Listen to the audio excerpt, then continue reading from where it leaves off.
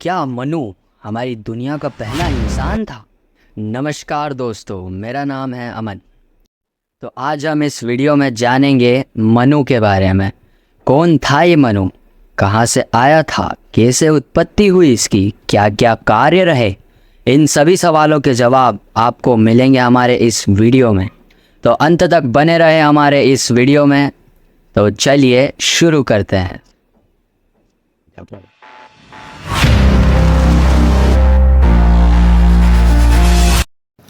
मनु भारत की पौराणिक कथाओं में प्रथम मनुष्य और एक महत्वपूर्ण संस्कृत विधि संहिता थे।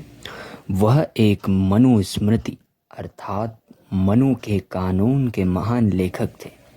यह नाम इंडो यूरोपीय मनुष्य से मिलता जुलता है, किंतु इसका संस्कृत क्रिया अर्थ मनु अर्थात सोचना से भी व्युत्पत्ति संबंध है।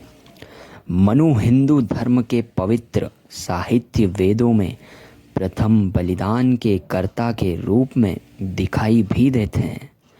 उन्हें विश्व के प्रथम राजा के रूप में भी जाना जाता है और मध्यकालीन भारत के अधिकांश शासकों ने अपनी वंशावली का पता उनके पुत्र शौर वंश और पुत्री चंद्र वंश के माध्यम से लगाया है।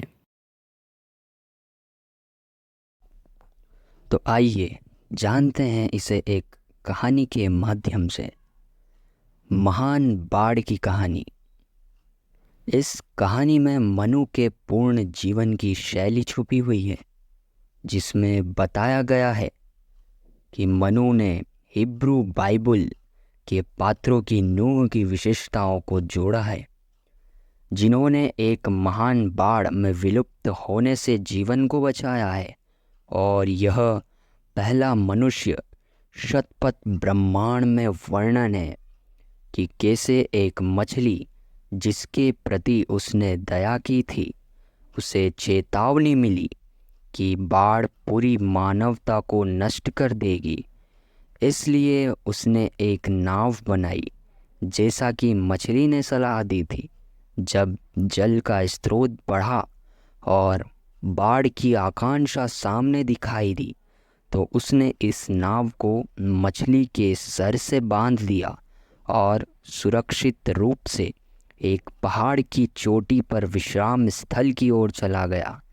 जब बाढ़ रुकी अर्थात जल का स्रोत कम हुआ, तो मनु, जो कि एकमात्र जीवित मनुष्य जो कि वह स्वयं था, तब उसने घोर तप के साथ जल में मक्खन और खट्टे दूध की आहुति देते हुए एक यज्ञ किया, जिसके 1 वर्ष पश्चात जल से एक महिला का जन्म हुआ, जिसने स्वयं को मनु की पुत्री घोषित किया। इसके पश्चात वह दोनों ने पृथ्वी के एक नई मानव जाति की स्थापना की और इस मानव जाति के महान पूर्वज बन गए। महाभारत में भी जब भरत राजवंश का महान महाकाव्य संक्षिप्त होता है, तब उसमें उस मछली की पहचान भगवान ब्रह्मा के साथ बताई गई है।